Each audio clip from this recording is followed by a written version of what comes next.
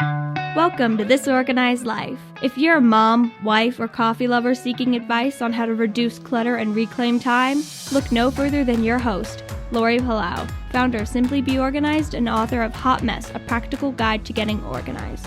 For a lot of people, clutter is their dirty little secret, but it doesn't have to be. Each week, we will share practical tips, chat with experts, and provide strategies on how to keep you organized. I hope that by sharing our stories, you feel a little less alone and more empowered to tackle the areas that are holding you back. So let's get started.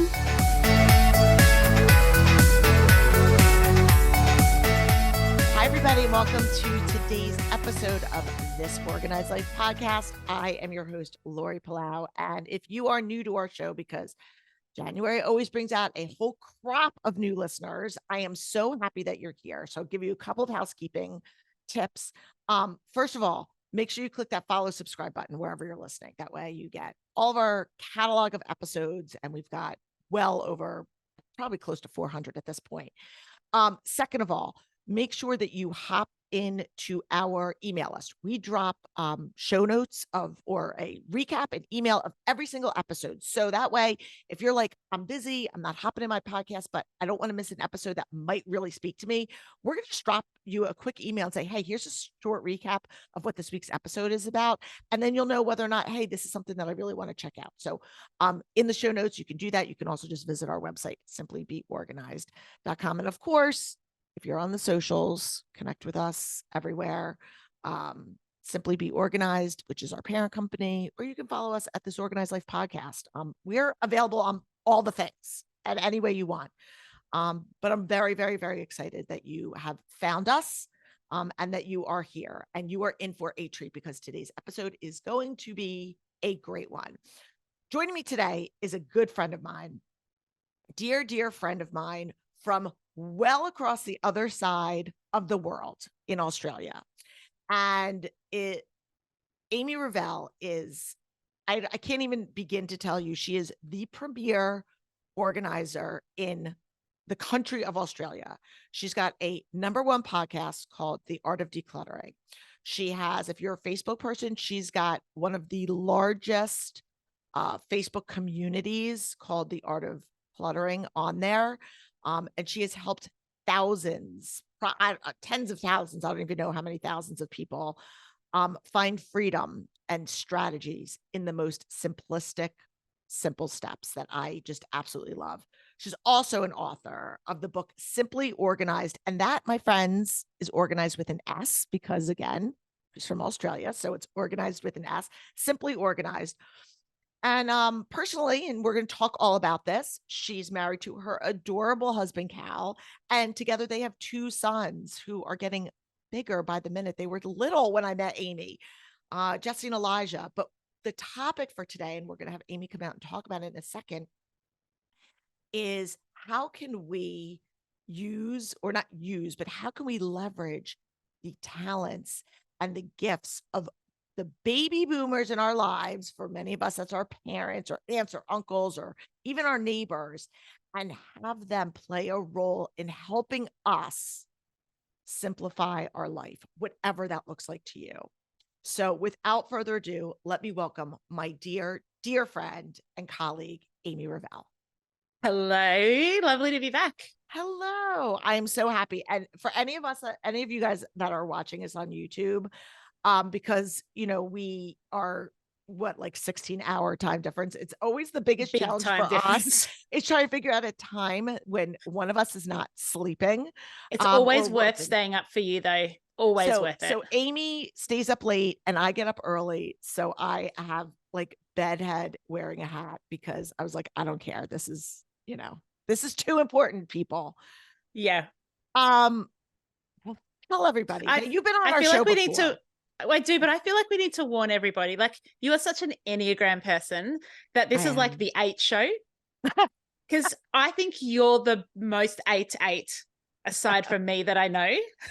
So I'm just like laying that foundation. This is true. This is true. Amy and I are a lot, so buckle up. Just giving you, a little PSA out there. But all in the very best way. And we connected, oh my God, I can't even tell you how many years ago, and just immediately knew that not only did our personalities hit it off, but just our approach to organizing, what our goals are in this industry of just helping people, find the freedom from removing all of the clutter from our minds, from our spaces, and in a really real, authentic, honest way. And part of your story, which we're going to get into, is talking about your own personal struggles in where and in your family of areas where you feel like, hey, I'm not this Pinterest perfect person. I'm not, Oh, that's not our no. that's not our goal. And that's not to shame anybody who wants that or strives that, but that's not the message that you're putting out there, and you're living it. And you've been very honest and vocal about it on your show, and in, articles, and just your persona. So just Yeah. for all of our new listeners, or people that aren't familiar with you, just give them a little snapshot about who you are. Yeah, so I am Australian born and bred, although I am the daughter of an immigrant. And do you know, this week I actually appeared in the Greek Herald on an article about hiring a grandparent to help in the house. No So way. it's just, I know. So how good is it that we get to talk about this today? I love it. I love it. So I've been professional organizing for 9 years, and I just love it. It's what I live and breathe. And, I don't ever get bored of it. I don't ever think, oh, another house to declutter. I'm just itching. I always want to get out. And I've got an incredible team that services different places around Australia. And as you said, a podcast, The Art of Decluttering. That's me in a nutshell. And before we get into really the topic of the day, I do want to point out, because as you know, we have a lot of entrepreneurs that listen to our show, or a lot of aspiring entrepreneurs, specifically people that might be thinking of starting a business in the professional organizing space, or maybe in a different field, but are looking for ways that they can do some sort of like work-life integration. They still want to be a present parent, but they want to have some additional revenue and some additional like use to feel like beyond the home. And this was not something that, like, you've had a very like colorful background. Like, you haven't had a linear stretch to this. And there's I'm no just wondering if linear. you can, and I'm just wondering if you can just really very high level just tell people like some things that you've done and how you got here, because I think there's this misconception that people have to have this like really defined area. Absolutely not. And I've done all the things from, I worked in the footwear industry. I've worked as a personal assistant. I've worked as an office manager. I've worked as an ultrasound model. I worked at a milk bar. I've worked the ultrasound model is just, I worked in debt collection. I worked in a psychology clinic. I've worked, oh my goodness, I've worked in insurance. I've worked in administration. I've worked in Australia Post, so our postal system, a couple of different roles in that. I've worked for quite a few different charities. So World Vision, I've worked in my local church. So I've run a couple of businesses. So I am very much I'm an ADHD entrepreneur. Maybe it's an ADHD entrepreneur because I need a lot of things to keep me busy. And I generally will get bored if I'm only doing one thing. Someone asked me yesterday, he said, do you feel like you're getting bored? Like, you've been doing this for 9 years. And I said, no, because the key is this isn't all I do. So this is my business and my full-time job, but I'm a volunteer in a few different places, and I will help my husband out in his role. And so I've got enough little other projects on the go that I can like throw myself into that, while also obviously balancing the art of decluttering, but then going, oh, I can see an opportunity for me to help there. Great, I'll throw myself in. So we're actually about to do a project on a scout hall. So it's just a volunteer project that I'm inviting my team to do, but that's like that little like buzz of entrepreneurship that I get while also doing like the everyday work of the business. I love it. Thank you so much. And again, I just think it's great to hear other people's stories and journeys, because we're oftentimes our own worst enemy and critic of naysaying, and this is going to be too hard, or I don't have the skill set, or whatever it is. So thank you for walking us through that. You mentioned something which leads beautifully right into my next question, because you've been very vocal, and we've done a series on our show as well about your own personal ADHD journey and yeah. what that looks like, and not just with you, but in your family, and your team specifically works with a lot of neurodivergent folks. And I just want to kind of turn the mic over to you and allow you to share whatever you want about that, because it's such a it's just such an important part of your story, but there's so many people that can resonate and relate to what you've gone through, as well as how you help other people. Yeah, and look, you've experienced it in your family, and a lot of your clients and guests that you've had on the show. I think that one of the superpowers of ADHD is that hyper focus and that ability to really lean into something. Because if you're having to spend time on something you're not interested in, it's like pulling teeth. And so if we're working with an ADHDer who isn't like, if it's like, I don't even know where to start with decluttering, it's all too much, it's too overwhelming, my executive function doesn't allow that to happen, actually having a coach come in and work with them helps them to focus. And it becomes like an explosion of them going, this is unbelievable. I can't believe I just accomplished all of this. In fact, today I was working with a gorgeous family, and their 8-year-old boy has ADHD, but he didn't know he had ADHD. So he knew that there was something that he had medicine for in the morning, but his parents didn't feel he was quite ready to be told that he had ADHD yet, because there's, still a bit of stigma. And so I was talking to the family as we're decluttering about my ADHD and how my brain works, And then the mum turned to the 8-year-old boy and said, hey, did you know that's what your brain is like Amy's? And it was just one of those moments. And I thought, oh my goodness, by being a professional organizer who understands ADHD, who at 40 was diagnosed with ADHD, who has 2 children with ADHD, I'm actually bringing that freedom for young kids to go, it's okay that my brain works differently as well. One of the main reasons I was brought into the home that I'm working with today, is they were like, this 8-year-old has such attachment to everything and he's a red hot mess. Actually, he is flipping incredible. He's now leading the decluttering in his home. So when I was there today, he said, oh, one of the labels has fallen off a container. Can I just grab your label maker? And I was like, oh my goodness. So I think understanding ADHD is actually like, when you understand it, it's like putting a key in a lock. And when you open it, you're like taking away a lot of that guilt of, I should be like everybody else, or my brain doesn't quite work the same way. I had a lot of guilt around, I never finished university because it was boring and I got bored with it. And so I dropped out. But actually that made way for me to then start my first business. And so I think we've just got to be okay with the fact that different brains work in different ways. Different brains have different motivations. And sometimes with the ADHD brain, you actually just need someone with you. You need that body double.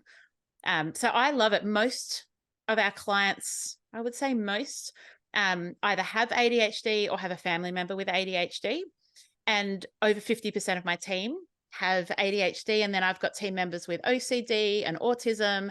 And my team is so richly diverse. I can't get enough of my team. They're just incredible. But they come not out of weakness. They come and serve their clients out of strength. And then when someone with autism looks at a professional organizer with autism going, oh, you're doing it. You've got a job that you love. You're helping people. Oh my gosh, it just brings hope, as well as, freedom from all that clutter. Well, I love that. And it's literally the word that I wanted to say, is that you're giving hope to people that oftentimes feel like, I'm stupid, or I am not capable of this. And again, if you're new to our show, my daughter and my husband both have ADHD, and my daughter's but actually both of them have been on the show talking about their own experiences. So way before I was a professional organizer, had a front row seat to parenting and being married, and looking at the different ways that it presents itself, because it was very, very different. I mean, there were certain through lines, but very different. And again, there, no two people are exactly alike. I'm wondering if you can just, because I feel like there's people listening out there and go, okay, how on earth is somebody whose brain is often scattered or all over the place, how are you able to develop strategies to be able to do this professionally, not only just for yourself, but to be able to teach it to other people? So one of the things I love doing in life is like boiling things down to the simplest thing possible. So it means that when I'm trying to understand a complex concept, I will break it down until I'm like, oh, that's what it is. And so for me, I don't feel scattered most of the time. Most of the time, I feel so fast I can't keep up. And so sometimes it's like my brain is so fast that it does feel, it might look scattered because it's going from one topic to the next, to the next, to the next. And sometimes physically it looks like that, where I'm just like rushing around and doing all these things. But I'm very intuitive. So I don't know if it's a predominantly ADHD thing, but the intuition is like not to dwell too much in where the thoughts are going, but just go with it.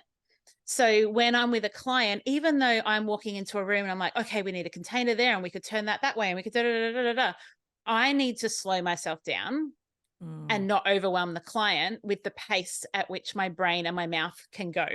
I wonder though, and I'm going to hypothesize, and then we are going to get into the topic of the day, people, but I wonder if that if your Enneagram type plays a role in that, because as an Enneagram 8, you are a quick processor. Yep. You lead with intuition. So you are a gut driven, like, okay, I see a problem, let's solve it. Like that's very 8-ish. And again, we're people that make decisions quickly and aren't afraid to pivot. Yep. So I think it's interesting. Here's another project, how the ADHD complements with that versus, we'll say Logan as an example, who's ADHD as an Enneagram 4, who's very feeling and everything is almost weighted. It's you know what I mean? it is a weight. It's a burden of making the right choice and taking everything into consideration. Yeah. So I think that I think it's probably your 8 helps you catapult that, where you almost have to catch yourself from slowing down, and she's got to like push a little forward. Anyway, very interesting. But again, I love it. I love all that you're doing. Okay. So the topic of the day is how, and it all spawned because I saw you post something. This whole, you posted something, and I don't remember, was it an article or was it an episode? Do you remember exactly what it was? I mean, I know the topic, but I don't remember what it was. Maybe you could tell. It was an article in our national newspaper around outsourcing and how to engage other people to help you manage your load. And in particular, how to do that with retired parents or older people in your life. Yes. And we have been, for, what are we going to have you back on the show for? We're going to have you for the ADHD series, all this thing. And I saw that and I had this light bulb, and I literally messaged you and I was like, that's what we're talking about. Yeah, you did. Book a date.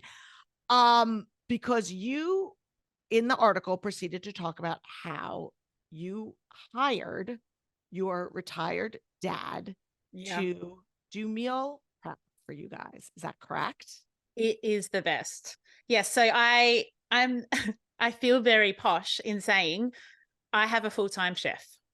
I haven't cooked a dinner in 2 years, maybe more. Now, do you enjoy cooking? Is that something that you like? Right. So that is something that you're like, oh, if I could outsource something like that. 100%. We got rid of our cleaner, and my husband picked up an extra day at work to do this because both of us can cook. We're healthy cooks. We just hate it. I love it. Okay, so I'm like, my brain is going now.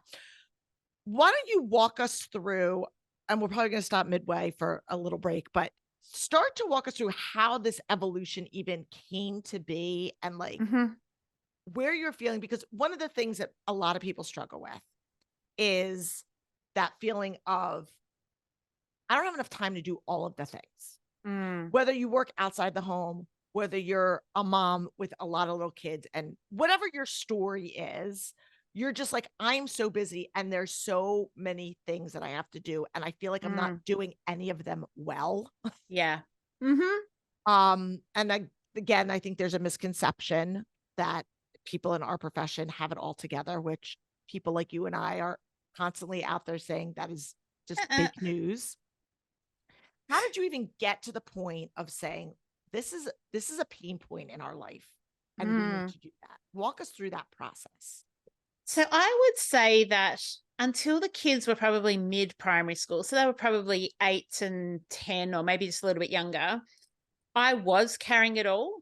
So I was working maybe 2 or 3 days a week, but also carrying both the mental load as well as the physical responsibility for the cooking, the cleaning, the booking the car in for the service, the kids' swimming lessons, running them around to after school activities, doing all our social calendar. So I was doing all of that and loving it. So it wasn't out of guilt or obligation. But about 7 years ago, I actually got glandular fever. And what's that? That sounds. You guys call it. What do you guys call it? It's like the kissing disease. I didn't get it from kissing anyone. FYI. Mono. That's what you guys call it. Okay. Yeah. So like, we call it glandular fever.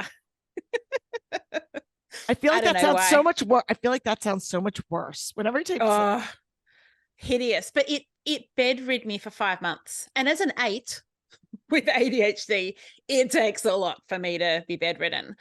But 5 months, I couldn't get out of bed. I couldn't shower every day. I couldn't eat. Like I was so sick. And I think when that happened, you kind of have this like, okay, the world is still functioning without me. It hasn't fallen over. My kids are thriving. My husband's doing really well. And so as I went on a journey of recovery, we kind of just reassessed where we're spending our money, where we're spending our time, and what we want from the money that we spend. So I think it's worth saying that out of the 4 of us in our family, none of us are really interested in stuff. None of us care about going on massive holidays. None of us want new clothes or gadgets. We're like pretty low key on that. My kids often don't want anything for Christmas or their birthdays. We're unusual, but it does mean that it frees up finances to do things like hire a chef. So it didn't start out with me going, hey, I'm going to hire a chef, but it did start out with us going as a family, okay, what we really want to do is equip our young boys to be fully functional adults by the time they're 18. When I moved out of home at 21, I had never cooked a meal. Now, the reason was both my parents are amazing cooks and they love it. So there was no need for me to cook a meal, but I had nothing. I didn't have a repertoire of anything. And so I wanted to, have my boys who could cook and clean and put washing on and do all the things. And so outsourcing for us actually started within the family unit. So instead of me carrying it all, it was like, okay, well, what can I train the boys up to do? So our 17-year-old now, he manages all of the washing for our whole household completely on his own. And he's been doing that for 4 or 5 years. I love the look on your face. I was going to say, for anybody that is watching, my eyes just like bugged out because I am all about, like, my kids do their own laundry and they have since they were teenagers. And we all know I'm a big advocate. But the fact that he's doing it for everybody takes it to a whole new level. And you know what, people? And you know what, people? He's going to make for a great independent adult, or one day a great husband to somebody. So to your future daughter-in-law, if he ends up getting married, you're welcome. You are welcome.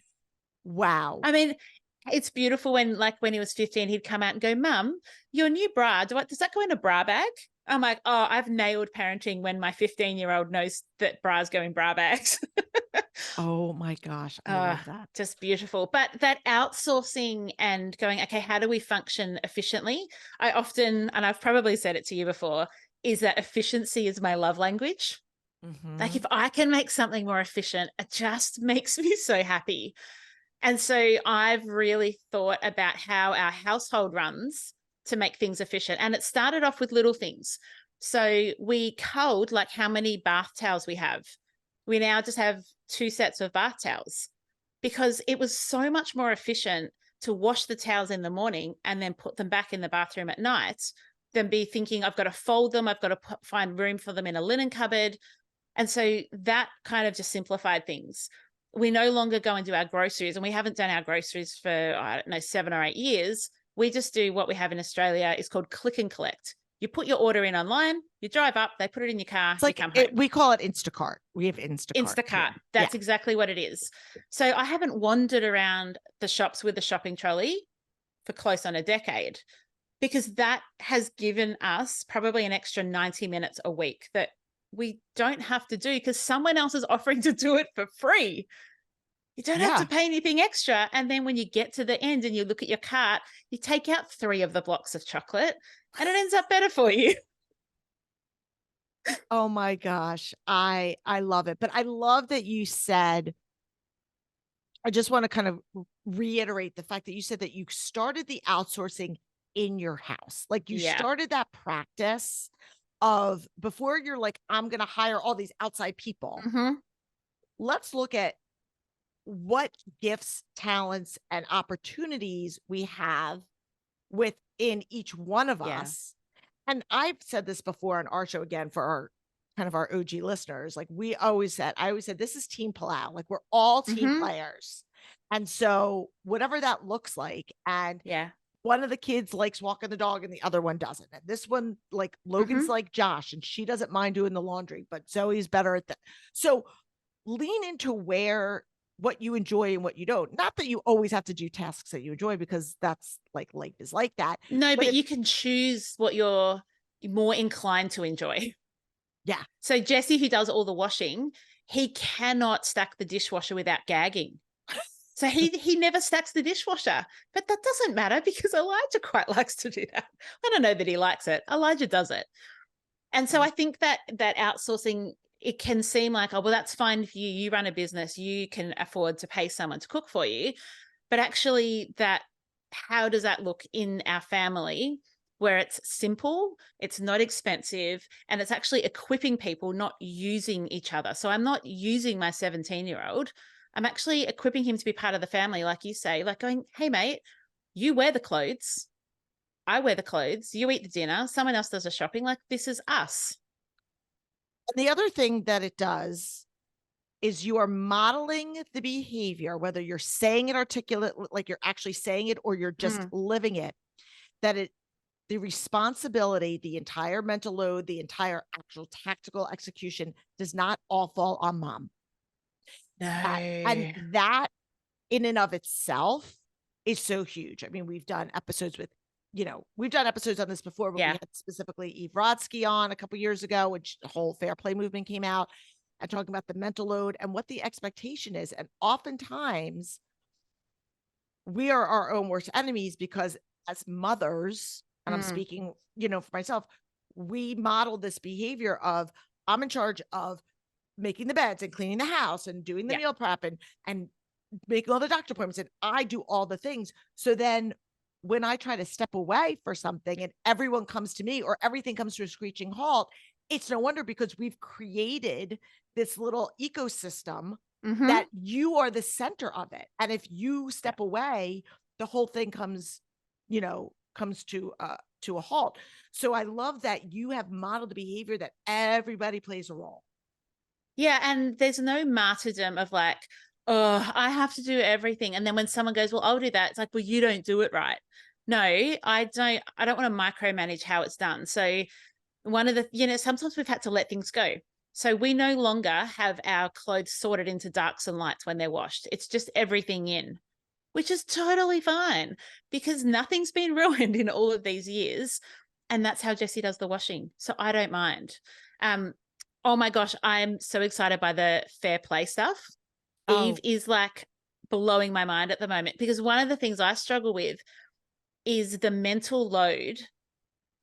My family is amazing at doing the things. And I'm really trying to help them understand the mental load of it. And I think for the boys, it's hard because ADHD and trying to understand kind of that bigger scope when they're thinking process rather than overall.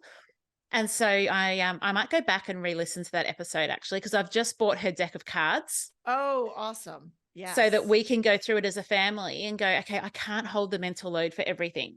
Yes. So I think that's a huge and thing. I just wrote myself a note. I'm going to link to that episode Great. that we did with Eve for everybody so they can just click and buy it. We're going to take, or not buy it, click and listen to it. We're going to take a quick break. We're going to come back and I want to pick up the conversation. So sit tight. Yeah, I think just to kind of piggyback off of your last comment about the mental, it's a very hard thing to articulate because you can't see it. It's not like you're saying, here's a stack of dishes and this is what has to happen and we can visually see them, or here's a pile of laundry that we have to do. You're talking about all of the things that we think about in any given day, doctor's and different appointment. people Yeah. Different people have different thresholds too. So Cal recently went away for a week. And so I don't do dishes in my house. That's not one of my responsibilities. I don't think about them, but he was away. And so I needed to pick that up. And what I noticed is I had a much lower threshold for how full the sink would get before a load of dishes was done, or the dishwasher, I got the kids to do the dishwasher or something. And so I was basically, as soon as there was like one dish, it's in the dishwasher. And then as soon as there was just a couple of things that needed hand washing, I would just quickly do it.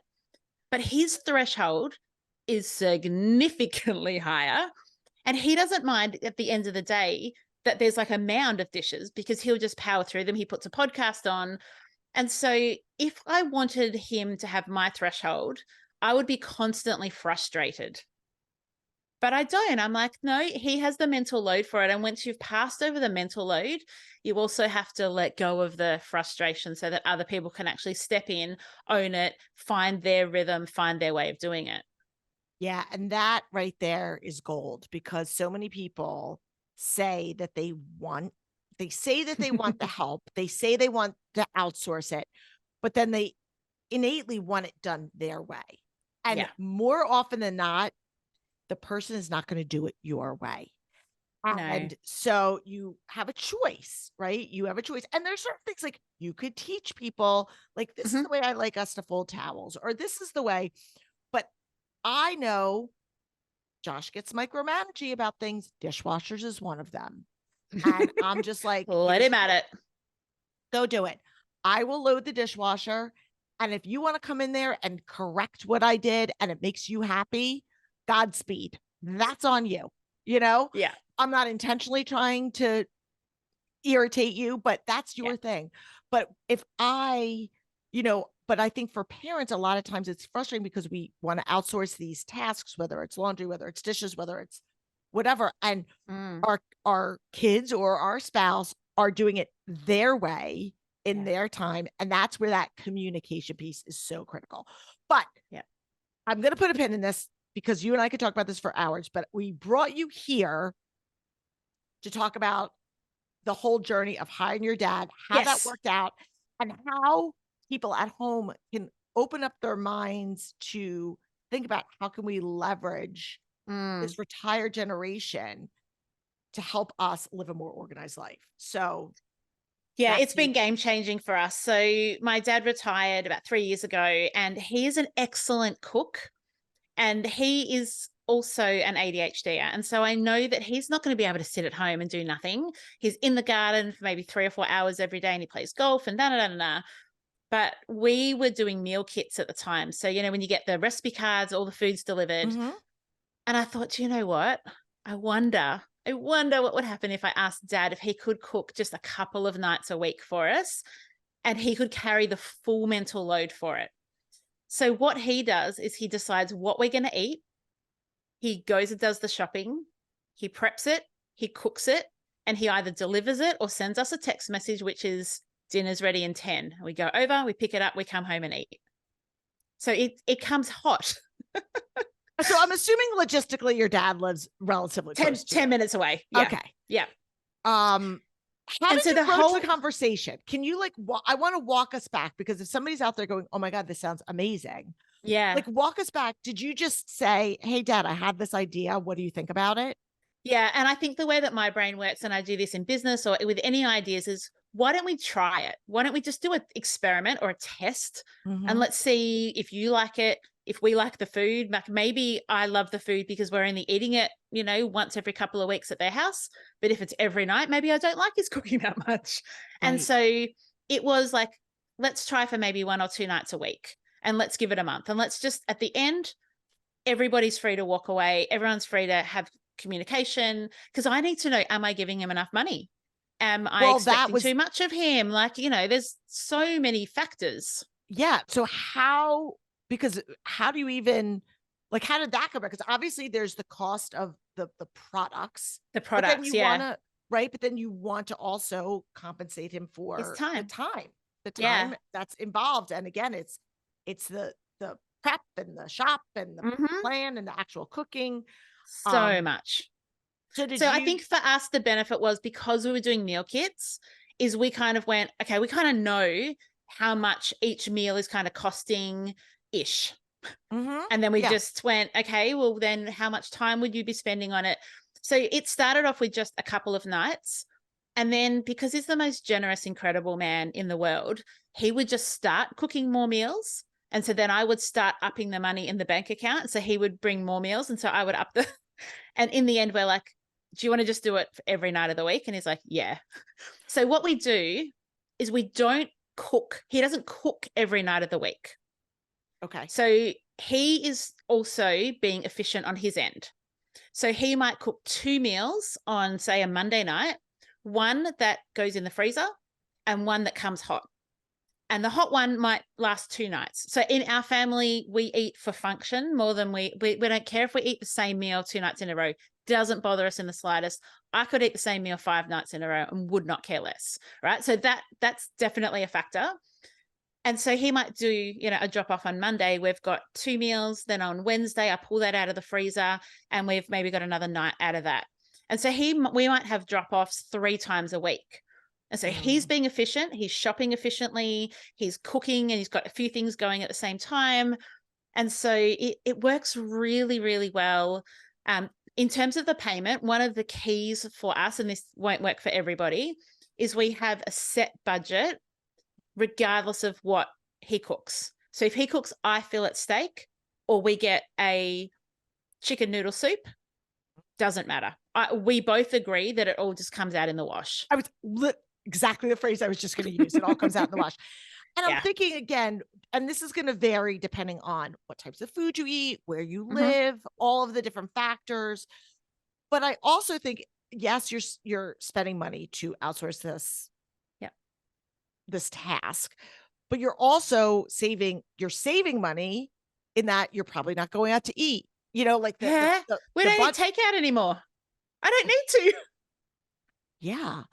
And do you guys sit down and like figure, like, does everyone say like, I like this, do you guys give him ideas and then he goes with it? Like, I would like a Mexican theme night. Or yeah. So he will often text all 4 of us and say, all right, family, ideas for this week. And so we'll all just kind of send things back, and some of the things he'll like and some he won't cook, or some he'll, you know, whatever. And then sometimes, it's just so cute, he'll send me a text that just says, next meal is chef's choice. And so he does these chef's choice nights, which is basically he's got a muse and he just wants to try a new recipe, or there was some meat on sale and so he's going to do this casserole thing. And I love that. Like, it's just part of him coming in where he's like, and he's learnt how to bake, Laurie. Oh my goodness. He's learnt how to bake. So sometimes we get biscuits as well. Okay. Can I just tell you, I want this job. Like, this is me. I say food is my love language, and cooking, like, especially cooking for people. I'm like, this could be me. Like, I would love this. I mean, I'm not like a master chef, but I love to cook. Like, when we have a dinner party, it's the loving on people with it rather than the, so do it. Maybe when the girls move closer back home, that's your gift to them. Yes. Well, right now what I do is, like, I have a couple of neighbors who have like little kids and they're in the throes of all of that. And it's just Josh and me at home. And it's very hard to cook for just 2 people. So I always have volume of what I make. And so I have these like to-go containers that I buy. Like, I have our staple like Tupperware for us, but then I have like the like a restaurant takeout stuff. And I will oftentimes just batch up extras and just drop it off at my neighbor's house and be like, here, I mean, Oh, you are amazing. and it's nice because it just, they love it. And it might Of be course. and it's great. So, but this is amazing. So how long has this been happening? So going back to your story, how long? A couple of years. So probably 2 to 3 years it's been going on. One of the things we discovered is that we had to change his mindset a little bit on a few things. Okay. So he actually struggled with when we said, oh, I'm really craving a pumpkin soup. And then 3 days later, we're like, oh, I really want some fried rice. He would be like, no, but I need to provide you more because, you know, you've paid me too much then. And so we've helped, I don't know how much it's sunk in, but what we say to him is we don't pay you to cook meals, we pay you to feed us. And so I love that because it means that when we do want simpler meals, you're feeding us. And then when we go out for dinner, he doesn't need to feel bad that, oh, well, he didn't cook that night. And so he's ripping us off. No way. His responsibility is to make sure we're fed. Now, on that night, it just so happened that we went out to dinner and bought ourselves dinner and we're fed. Your job is done, which also means that when we go on holidays, I just say to him, for that week, that's all your money. Don't cook for us because we will be fed. And that's your responsibility. Are we going to be fed? Yes. And so that just kind of removes, I just have an automatic transfer. I don't have to think about it. I don't have to change it. Oh, there's going to be 3 people home this week. Someone's away on school. Nothing. I don't want to think about it. I want it simple. I want it easy. And it works for us. I can't even tell you how much I love that you said that. And there are so many parallels, which we could pull into another thing. But for all of my professional organizers that are listening to this show, this is why I talk about not charging by the hour. You are providing a service because whether or not you are doing something that takes you 5 minutes or something that takes you 5 hours, there is a value that you are providing, a problem that you are solving. And that is the shift in the mindset. That is such a big hurdle for people in service-based businesses to get over. And again, that's a whole other episode, a whole other conversation. But yes, he's doing a job. He is there providing what it is. And you're not taking advantage. It's not like neither of us are taking advantage. Right. You're not taking advantage and saying, I want filet and lobster tail every night. And you're paying him on a budget of like, you know, grilled cheese and tuna. Right. So it all, again, you don't have to think about it. No, it's freedom for me. That's the key. It's freedom. It's freedom for me.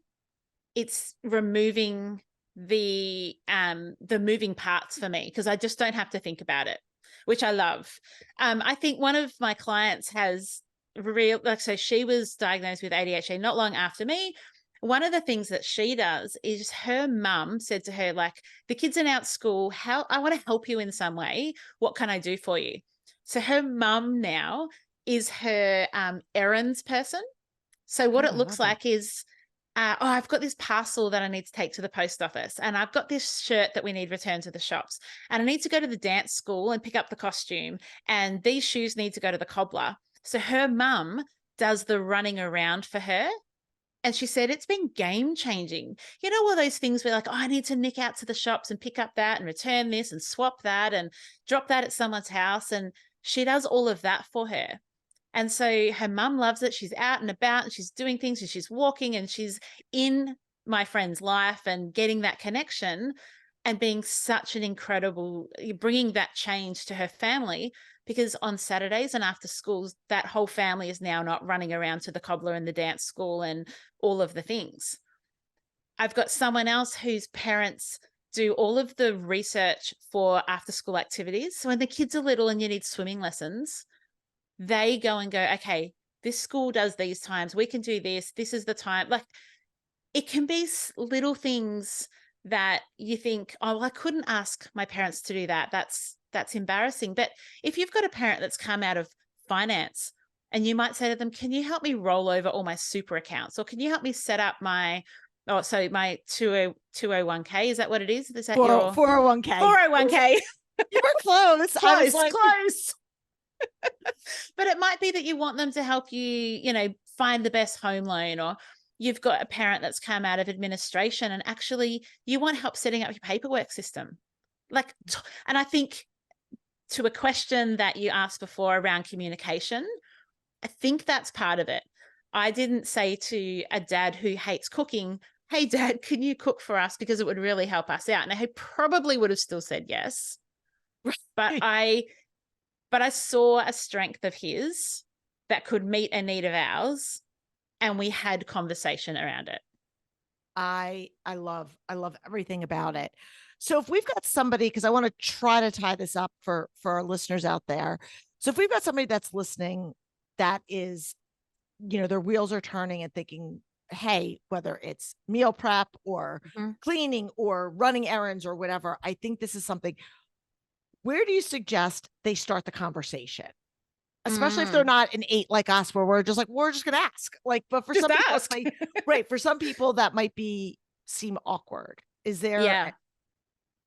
I think the conversation, I think within your household, you need to decide the things that you love and the things that you would quite happily let go of. And so maybe in your mind, you need to think, if someone offered me 4 hours a week for free to do whatever I needed them to do, what is it that I would ask them to do? I love that. And so then you're kind of getting creative. We've recently hired gardeners, because actually the amount of times that I had to fix my lawnmower, it's much easier to have gardeners come in for an hour once a month. And so, we're progressively going, what's the thing that if someone said, I'll come in and help you for free? Okay, is there someone in my world that could do that? Or if you're in good relationship with your parents or your in-laws or your neighbors or whoever you've got that relationship with, maybe it's saying to them like, hey, I listened to this podcast episode, or here's an article that I saw online. Have you ever thought about doing this? Because if you're just paying someone to mow your lawns, that's a little bit of cash in their pocket. It's exercise, it's community, it's contribution. Contribution is enormous, and something that so many people, when they retire, really struggle with knowing their place. You've come out of having responsibilities and a title and all of these things I could just sit at home and nobody would complain. But actually, my role is that I go to my kids' houses and I mow their front lawns. My dad goes to my sister's house and walks her dog if she's working long hours. Have these conversations of brainstorming. And if you come to it with that curiosity and that hey, what do you think could work? Right. Maybe they're going to come up with something you never would have thought of, but takes a huge load off. I love this. Oh my gosh, you are such a blessing. And this topic it's going to be a game changer. I kid you not. This is going to be a game changer. I'm putting it on record right now. Before we take our last break, tell our listeners, where can they find you, connect up with you, learn more about all the amazing things that you do and offer? The Art of Decluttering. Put that into any search engine, any social media app, any podcast app, Spotify, and you'll find me. It's as simple as that. You got it. And of course, right here, you guys got her. She's the best, the best. And we have a lot of listeners in Australia. I have to say it's because of you. I have to say it's you probably. I've got a lot of listeners that say that they love listening to you. And then when we do shows together, I get so many messages of people going, oh my gosh, it was like when your two best friends meet up and they talk and you're like, I just got to be in on that conversation. I love it. So yes, definitely check out Amy's show. It is really, I listen to it. It's a great, great show. Love it. Okay. Last break, come back, wrap up questions in the hot seat. Sit tight. All right, Aim. So you know the drill. You've been on our show before. We always ask a few questions. What are you reading these days? Tell me what are you reading and loving these days? I haven't read a book in about 2 years. Okay. Well, how's that? But all right, go ahead. That doesn't mean I'm not consuming really, really good content. But I have learned that having to have my eyes and my hands do the same thing at the same time is torturous. So what I Interesting. do now is Okay. I will do one thing with my hands, and then I can listen in my ears, and I can be doing something else with my eyes. And so more sensory input for me means that I can actually retain things. So if I took a guess, I would say I listen to about 5 hours of podcasts a day. I consume podcasts and on a whole lot of different things. So in terms of what book has inspired me, there's an Australian podcast that I think some of our US fans and community would really benefit from. It's called The Imperfects. Ooh. And it's 3 Australian guys talking around vulnerability and resilience and gratefulness and gratitude. And they interview celebrities and they talk amongst themselves. And it is the most refreshing, and it's one of the top shows in Australia. And I'm not sure how it's going in the US market, but these guys are unbelievable. So that's my inspiring, impactful, always go away going, oh, I'm going to be a better person from this. I love it. And it's true. And not everybody is a reader, and that's okay. But it is. It's really what is inspiring you? Where are you getting your information that is helping you be a better human, whether 100%. in work and life? I love it, love it, love it. Okay. And then our last 2 questions that we ask every guest in every season. In this particular time of your life, personally, professionally, where do you feel like you were the most organized, and where do you feel like a little bit of a hot mess? I've got it more than a little bit of a hot mess. I tell you what is an almighty hot mess at the moment is my wardrobe. Really? I've got no clothes. The clothes that I do have, I hate. And it is I organize people's wardrobes all the time. And I have this inability to put together a efficient, lovely, easy wardrobe. And it's doing my head in. All right. I'm going to give you and I'll put this for everybody in our show notes as well. I'm going to connect you with my friend, Jeannie Stithma-Winnie. So she runs a company called Your Color Guru. Oh. And this was like game changer in my life. Okay. Wait, you have it? Yeah. You did it.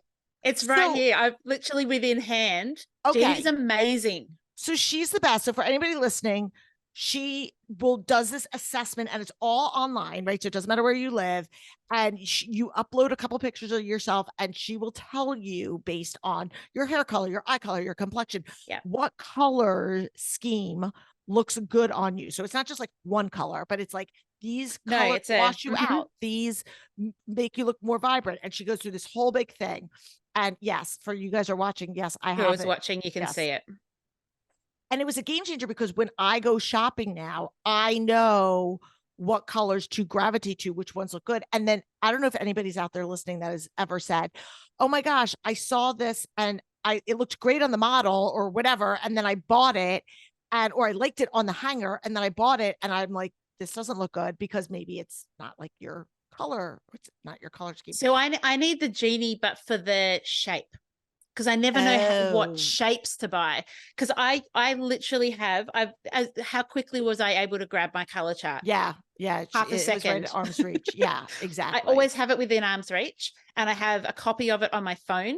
So when I'm shopping, I have it up. I do too. It's the best. The best. I just don't know what to buy.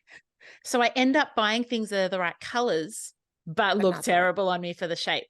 So if anyone, if anyone's listening out here us a message that specializes in like what style looks best for your body type, connect up with us. Us know. Let us know for sure. Yeah. Okay. All right. And we're always like to end on a high note. Where do you feel like you are rocking it aside from the meal planning prep? Aside from the outsourcing. Yes, exactly. Where do you feel like you have it dialed in right now? I think the area that we're as a family in a really good groove is that balance of workload between Cal and I. So we are a family that doesn't function well when both Cal and I work full time. Things just get dropped. Nobody goes to the dentist. Nobody has clean socks. Like it just doesn't work. And at the moment, we've like adjusted our schedules. And as part of that is doing that, those cards about making sure that you play fair play, and going through that. So I feel like that is an area that we're nailing at the moment, because as we're getting that right, we're both feeling freer we're socializing more, we're connecting with the people we love more, we're doing the things we love more, because that balance is right. And it feels good when you get that right.